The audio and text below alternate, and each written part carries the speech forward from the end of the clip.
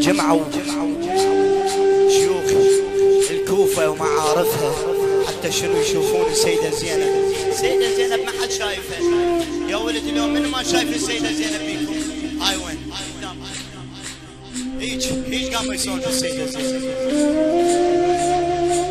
يقول صارت ضجة خارج القصر. شنو هاي الضجة؟ اكو زوجات انصار الامام الحسين الاسدية والنصرانية والدقفية، هذول ولد العشاير الجو يقولون يزيد اذا وحدة طبت للقصر. هاي روسنا ما ظل صاحوا على الاسدية اخرج، النصرانية اخرج، السيدة زينب ظلت تتبعهم.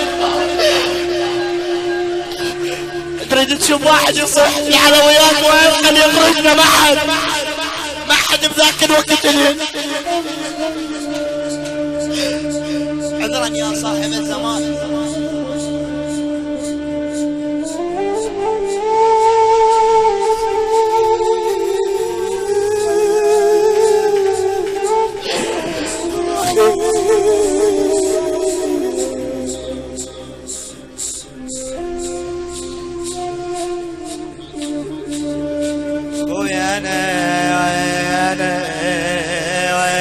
طول المعين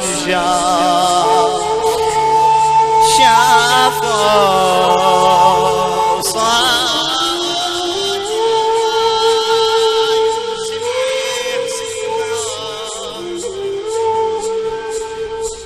وعنده ضيفه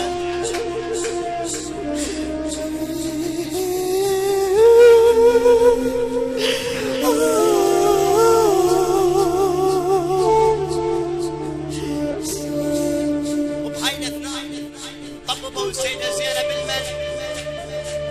ابن زياد. والهاي دقائق يقول واذا ابن زياد يطلق الطرف ويسمع هاي كلش قوية. مسرعا وخرج ولقدموه على شيبته، سيلوا الحماية قالوا له شنو هاي يا سيد انت ليش قاعد تبكي؟